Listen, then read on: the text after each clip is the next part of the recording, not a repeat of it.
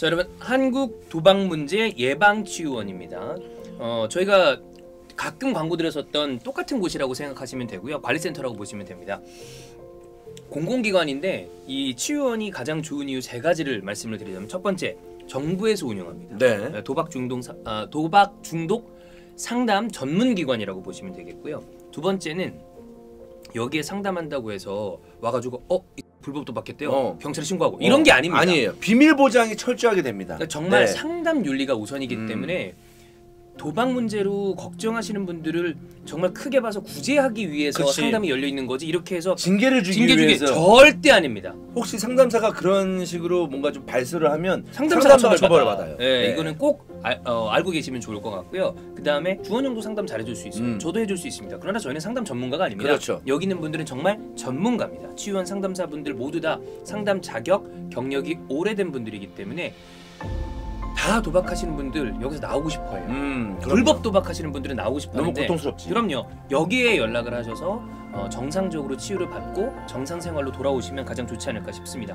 재정, 법률, 심리상담 다 됩니다. 특히나 재정상담도 굉장히 중요해요. 그렇죠. 근데 이게 다 모두 무료입니다. 그렇죠. 무료고요. 네. 바로 전화하기 좀 어려우시다 인터넷 채팅으로도 상담이 가능하니까 도박 문제 넷라인이라고 적어주시면 나오거든요. 주저 말고 상담을 하시고요. 국번 없이 1336입니다. 한국 도박 문제 예방 치유원입니다. 자, 이강인 공포 커리어 하이입니다. 5개. 분위기 좋아요. 5개. 우리가 그 영주형이랑 히든풋볼을 하면서 그런 얘기를 한 적이 있었습니다. 이강인의 어떤 그 퀄리티를 의심하는 사람은 없는데 이 다음 스텝, 그러니까 사실 마요르카가 언제나 잔류 경쟁을 해야 되는 상황이잖아. 그렇죠. 그러니까 팀의 이 전력을 생각했을 때는 어쩔 수 없습니다. 그렇죠. 근데 우리가 이강인의 조금 더 이 활약을 위해서 유럽 대항전에 나갈 수 있는 클럽에 간다면 굉장히 베스트 아니야. 뭐 예를 들어 비아레알, 세비야, 베티스 이 정도 팀에 가면 나이스고. 그치. 이런 팀에 갈 수 있다면 좋은데, 그러려면 마요르카가 잔류하는 가운데 공격 포인트가 골 도움 합쳐서 시즌 10개 정도 나오면 그러면 확실히 가능하지 않을까라는 얘기를 한 적이 있어요. 그러니까 이강인의 어떤 플레이의 이 퀄리티와 별개로 사실 또 공리에 있는 선수는 생산성도 중요하잖아. 그렇죠. 왜냐면은 어느 정도 뭐가 나와줘야 된단 말이야. 그러니까 뭐 윙어도 그렇고, 그럼. 그러니까 이선 자원들은 이게 어느 정도 나와줘야 돼. 돼야 돼요. 물론 이제 뭐 스트라이커만큼의 그런 무지막지함을 요구하지 않겠지만. 그죠.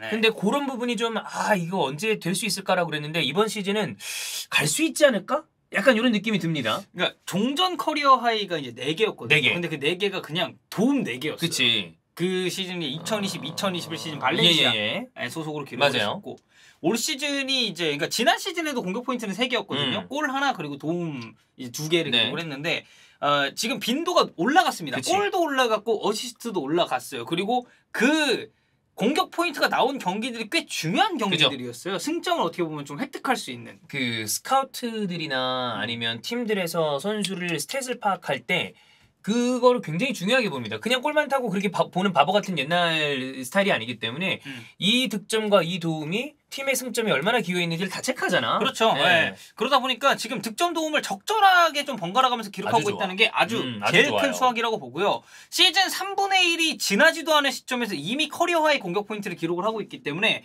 남은 시즌이 더 기대가 되죠. 10개 가능하지 않을까?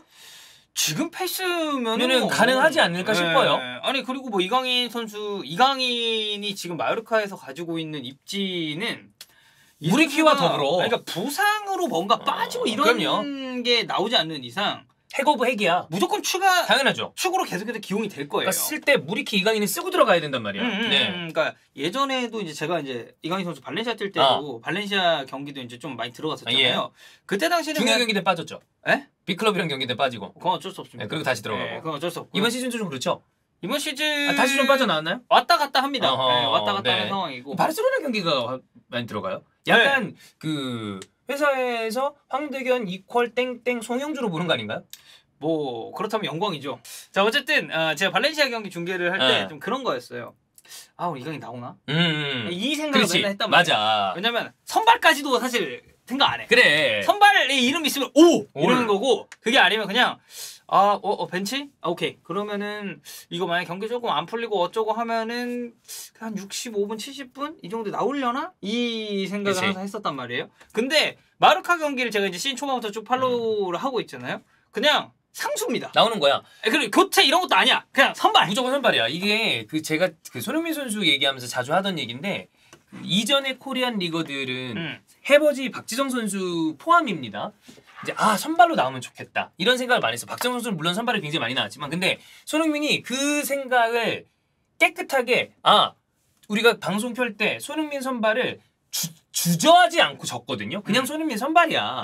근데 그거랑 비슷한 느낌이 지금의 이강인 그리고 나폴리 김민재입니다. 그냥 선발 써도 안 바꿔도 돼. 각 팀에서 그냥 핵심 중에 핵심으로 계속 대우를 하고 오히려 서브로 나오면 사람들이 죄다들 왜? 맞아. 이거야. 이거 왜야 왜? 사실 손흥민 레스터전에서 빠졌을 때도 물론 이제 초반에 공격 포인트를 못 쌓았기 때문에 좀 그런 골을 못 넣기 때문에 아쉬운 건 있었습니다만 빠졌을 때 해외 반응도 똑같아요. 우리만 그러는 게 아니야. 근데 뭐 이강인 선수는 지금 선발로 계속 나오고 있고 올 시즌에 이강인 선수의 이런 그 활약상의 토대를 저는 한 4가지 정도의 이유로 보는데 첫 번째는 영상 때마다 강조했었던 단점이 개선이 됐어요. 맞아요. 개선됐어요. 네. 그러니까 이 기존의 이강인 선수 하면은 약간 이제 그래도 이강인이 이 부분은 좀 부족하지 않냐. 비교적 느린 발.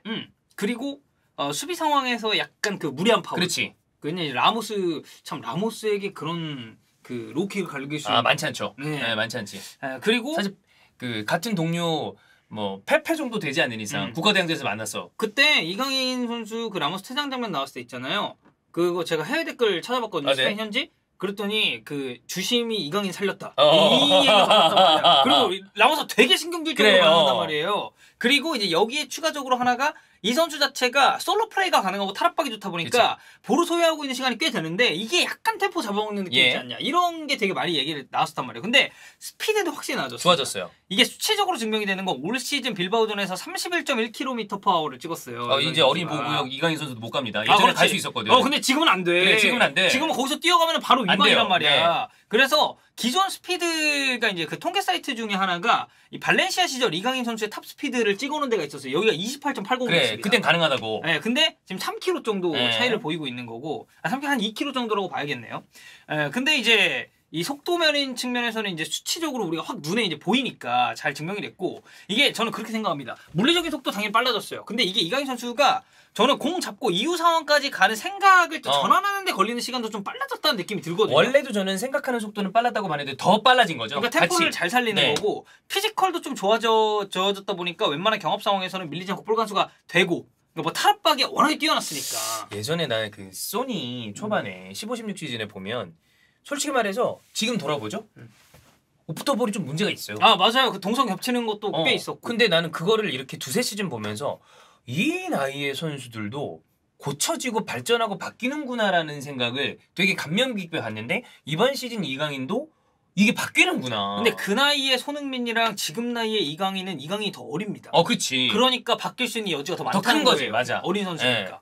그리고 두 번째는 이제 장점을 극대화했다는 건데 이 탈압박이나 드리블 시도하는 부분에서 예전과 비교했을 때 저는 훨씬 더 간결하고 이걸 그러니까 이강인 선수가 개인기를 쓰잖아요. 마르세유도 쓰고 막 순간적으로 턴 동작 해가지고 막 2명 제치고 이런 거 하잖아. 그게 되게 적재적소에 나오는 느낌이 들어요. 맞아. 그러니까 이전에는 약간 볼이 끈다는 느낌을 주는 그런 탈압박도 있었는데 이런 부분이 엄청 상쇄가 됐습니다. 그러다 보니까 이강인이 원래 가지고 있었던 그런 장점을 조금 더 좋은 포인트에 활용할 수 있는 좋은 타이밍에 활용할 수 있는 능력이 이 선수에게 생겼다고 보고 추가적으로 이거는 그냥 제 생각인데 발렌시아 시절부터 이 선수가 측면도 기용이 됐었고 그리고 이제 중앙도 있었고 약간 올려서 쓰기도 했었고 그랬잖아요. 좀 다양한 포지션은 그래도 오간 편이에요. 그러면 선수들이 결과적으로 나중에 한 번만 딱 자리를 잡으면 그때 경험들이 잘 이제 융합이 되죠. 네, 그러니까 물론 안 풀리는 케이스도 있습니다. 그러니까 폼이 떨어지는 케이스도 있지만 저는 이게 지금 와서 봐서는 결과적으로 좀 도움이 되지 않았나 라는 생각이고 세 번째는 자신감이에요. 이 자신감이 저는 되게 중요하다고 보는 게 이강인이 뛸 수 있는 최적의 포지션에서 믿음을 주고 있는 지금 하비에르 아기레 아버지가 있습니다. 그렇지. 그리고 아기레 이전엔 정종용이었거든. 그렇지. 그러니까 이게 되게 큰 요인으로 작용을 하는 게 지금 아기레 감독의 플래너에서 이강인이 무리키랑 같이 팀의 핵심 중에 핵심이란 말이죠. 이거 방금 얘기했듯이 20세 이하 월드컵 때 정종용 감독은 이강인 선수 위주로 그냥 팀의 전술을 그렇지. 판도를 짰습니다. 얼마 전에 다른 방송에서 인창수 코치님을 만났어요. 아 예. 아르헨티나의 디에고 인창수 코치님 만났는데 그때도 그 얘기하더라고. 결과적으로는 정종용 감독과 코칭 스태프과 팀이 이강인 위주로 팀을 꾸리고 절박하게 밀어붙였기 때문에 좋은 성적이 나왔다. 준우승을 했어. 그래 이게 피파 주간대회에서 주간대회야. 우리가 물론 피파 주간대회에서 17세 이하 여자 대표팀이 우승한 적이 있습니다. 있었죠. 그때 결승전이 일본이랑 했거든요. 그래. 아주 꿀잼 매치였는데 네. 그 이후에 최고 성적이에요. 남자 대표팀으로는 최고입니다. 엄청난 성적이야. 네, 준우승을 기록을 했고 선수 본인이 자신감도 생기는데 이게 공격 포인트도 계속 양산이 되다 보니까 탄력을 받는 거 이거는 어찌 보면 당연한 거죠. 거다라고 생각을 합니다. 자 마지막 저는 이게 어찌 보면 가장 중요한 요소가 될 수도 있다고 보는데 애티튜드예요. 이런 거는 사실 또 덕현이가 선수들이랑 가깝게 붙어서 단기 대회에서 생활을 쭉 하니까 선수들의 그때 당시 마음가짐이 이게 선수들이 뭐 게으르다 뭐 별로 이런 게 아니라 집중을 못하는 상황이 사람이 살다 보면 있을 때가 있어요. 그리고 이 선수는 승부욕도 엄청 있고 그래. 근데 이게 아다리가 맞으면 그 대회 성적도 좋고 선수들도 올라간단 말이야. 되게 이렇게 좀 북돋는 그런 것도 있어요. 근데 이강인 선수가 집에서 경기장, 훈련장에서 경기장이 매우 가깝습니다. 그래. 그래서 이게 축구에만 몰두할 수 있는 환경이 조성이 그렇지. 됐어요. 그리고 애들도 회사 가까이 살아야 돼. 아 그래요? 안 그러면 딴짓해요. 근데 이제 너무 가까운 건 좀 별로예요. 왜요? 예? 그래도 이제 적당히 좀 이제 거리를 두고 봐봐. 명섭이 바로 앞에 살잖아. 네. 예. 그러니까 아무 때나 부를 수 있어.